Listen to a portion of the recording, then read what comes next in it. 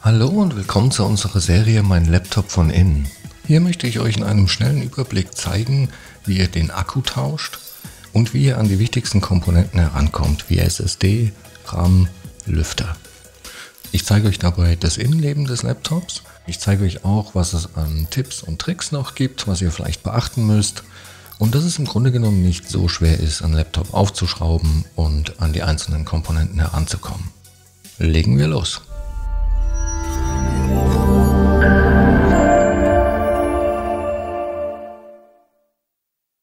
So, wir haben hier ein Gerät von Dell und zwar ein Vostro 3590 und ich zeige euch auch gleich, wo ihr die genaue Modellnummer findet. Aber zuallererst stellen wir sicher, dass das Laptop nicht mehr mit dem Ladekabel verbunden ist.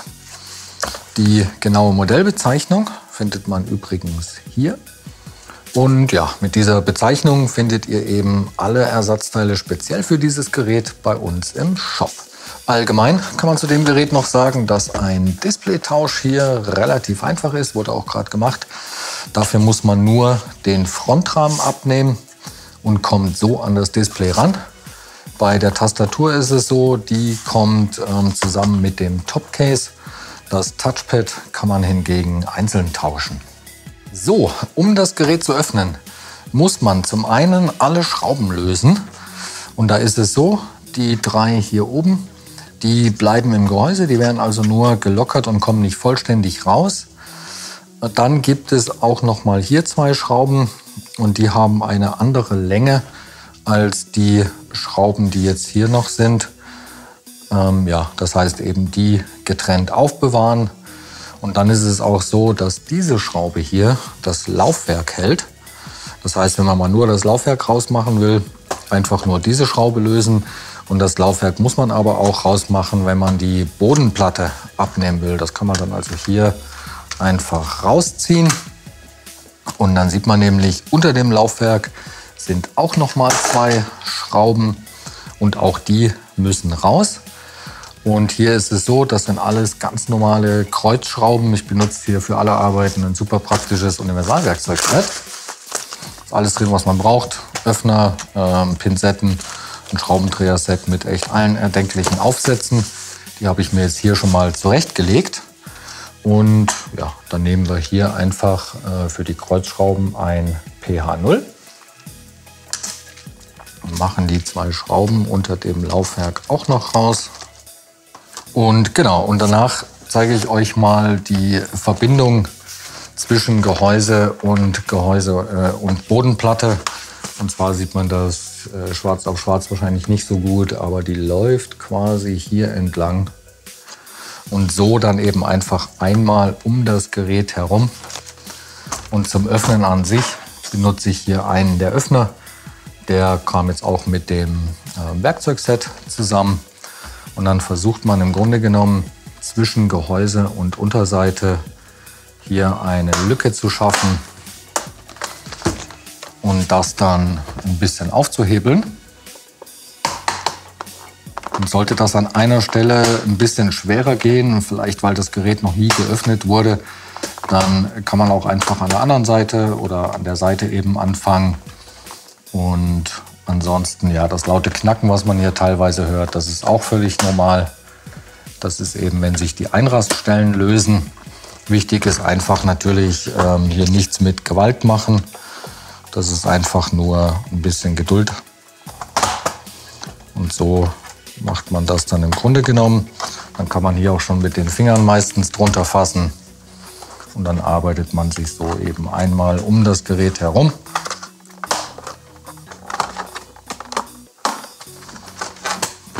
Ich mache das dann hier ein bisschen zusammen.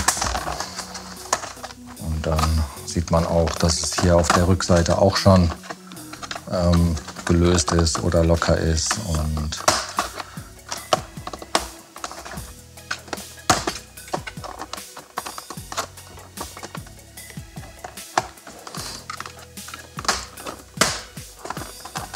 genau, und der Grill hier oder ja der Lüftungsschacht oder wie auch immer man das nennen mag,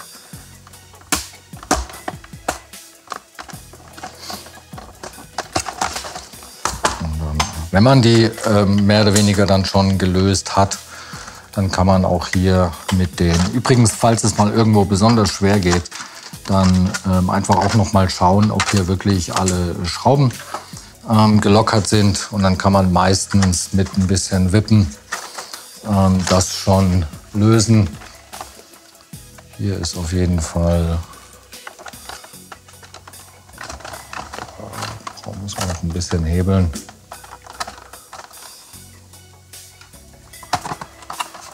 So, und dann kann man das hier abhebeln. Und ja, also ein Grund, warum das jetzt hier ein Tick schwerer ging oder sich ein bisschen verklemmt hat, das zeige ich euch jetzt am besten mal, ist, dass dieses Board hier drüben, das wird von dieser Schraube hier, die am Gehäuse selber sitzt, gehalten. Das heißt, das sitzt hier relativ locker.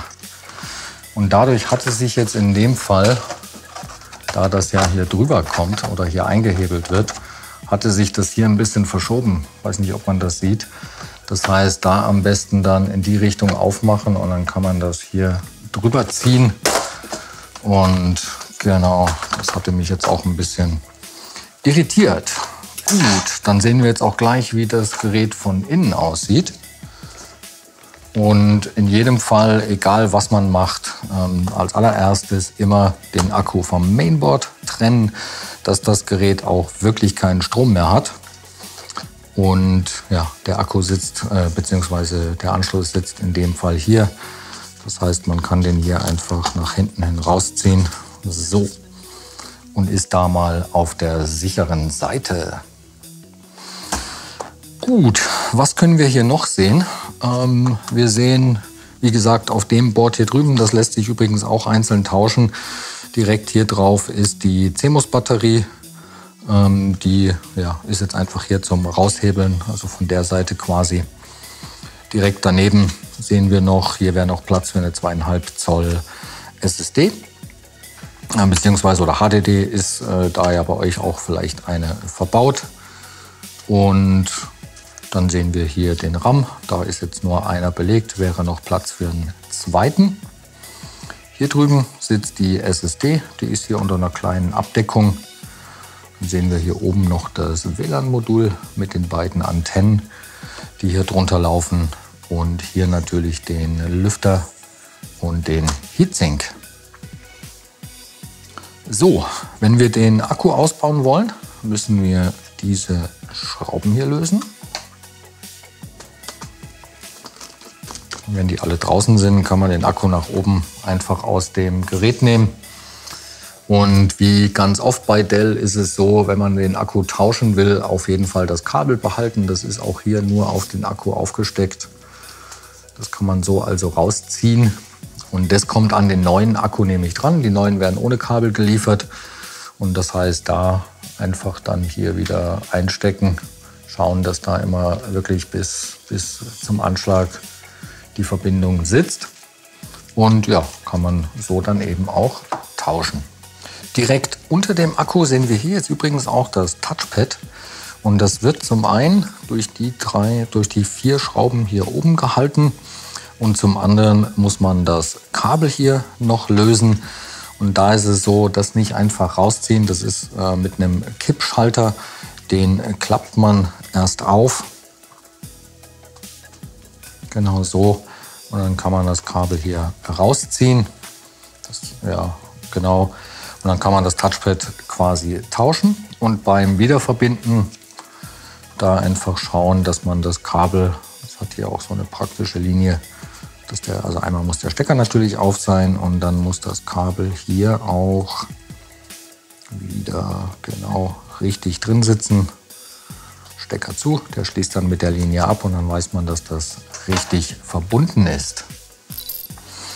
Gut, RAM tauschen, nachrüsten, super einfach. Der wird nämlich nur von diesen beiden Klammern hier gehalten. Wenn man die so ein bisschen nach außen zieht, springt der einem förmlich entgegen und dann kann man den einfach aus dem Slot ziehen. Und der geht auch nur in eine Richtung rein, also der würde jetzt so gar nicht passen. Und dann kommt der entweder so in den Slot oder eben hier drüben so. Bis ganz zum Anschlag und dann nach unten drücken, bis die Klammern wieder einrasten. Die SSD lässt sich super einfach tauschen. Das ist in dem Fall jetzt eine verkürzte. Die Abdeckung hier ist quasi die Halterung. Das heißt, die wird hier drüben einmal aufgeschraubt. Und die Schraube bleibt anscheinend drin. Und dann noch hier hinten. Und dann kann man die SSD samt Halterung hier aus dem Slot ziehen. Genau. In dem Fall ist die Schraube jetzt hier hinten hängen geblieben. Na, so. Und genau, dann kann man eben sehen, die verkürzte SSD, die ist hier zusätzlich nochmal verschraubt. Ja, die kann man jetzt hier, könnte man die jetzt einfach losschrauben. Falls man hier eine ganz normale lange SSD reinmachen will, braucht man diese Halterung hier nicht mehr. Und auch das ist das gleiche Prinzip, die geht auch nur in eine Richtung. Und in beiden Fällen, ob jetzt eine verkürzte mit Halterung oder ohne, kommt die hier hinten in den Slot. Hier drüben übrigens so ein kleines bisschen drunter. Und dann wird sie, ups, und dann einfach am Ende wieder verschrauben. Und ja, so schnell geht das hier. Der Lüfter lässt sich hier übrigens auch einzeln tauschen. Und da ist es so, der wird von diesen 3 Schrauben hier gehalten. Und dann sehen wir hier drüben noch das Lüfterkabel. Da kann es jetzt einfach mal so sein, dass man den hier an der Seite packt und nach hinten hin rauszieht. Und ja, hier aus der Führung das Kabel noch raus. Genau so. Und dann kann man den so eigentlich ziemlich einfach tauschen. Hier merkt man sich am besten diesen kleinen Knick, der im Kabel ist. Und auch bei dem Stecker kann man hier sehen, auf der einen Seite gibt es Kontakte und die zeigen hier beim Wiederverbinden nach unten. Und in dem Fall würde ich das auch probieren, so zu machen, dass man den erst wieder verbindet mit den Kontakten nach unten eben. Bis ganz zum Anschlag. Und dann kann man hier das Kabel wieder einfädeln. Das ist immer einmal unten, einmal oben, einmal unten. Und dann kommt der hier wieder auf die Gewinde drauf. Und das mit dem Kabel ist hier auch tatsächlich wichtig, weil hier ja noch das CD-Laufwerk rein muss, was akkurat sitzt. Der Lüfter selber sitzt aber auf den Gewinden drauf, also der bewegt sich dann gar nicht mehr und muss dann eben nur noch verschraubt werden. So, dann den Akku wieder einzubauen. Auch das ist sehr einfach. In dem Fall ist hier wirklich nicht viel Platz. Ich würde den jetzt ausnahmsweise mal zuerst wieder verbinden. Das darf man nämlich auch eh nicht vergessen. Und ja, dann kommt er hier eben wieder auf die Position. Gleiches Prinzip, der sitzt, wackelt nicht und muss nur wieder verschraubt werden. Gut, die Unterseite legt man jetzt einfach wieder von oben auf das Gerät. Wie gesagt, auf der Seite würde ich die so ein bisschen einhaken. Genau, und dann wird das nach unten hin festgedrückt. Und da kann man tatsächlich auch feste drücken, dass sich hier wirklich alles wieder verbindet. Ich schaue am Ende auch tatsächlich noch einmal um das Gerät herum. Guckt, dass da nirgendwo eine Lücke ist, dass hier alles bündig ist. Gerade auch auf der Rückseite. Und ja, dann muss nur noch alles verschraubt werden. Nicht vergessen, die beiden silbernen Schrauben kommen erst hier unter das Laufwerk. Und dann muss auch das Laufwerk rein, bevor man diese Schraube hier zumacht. Also am besten einfach Laufwerk rein. Dann die restlichen Schrauben. Und ja, so schnell hat man das hier erledigt. So, ich hoffe, das Video hat euch weitergeholfen.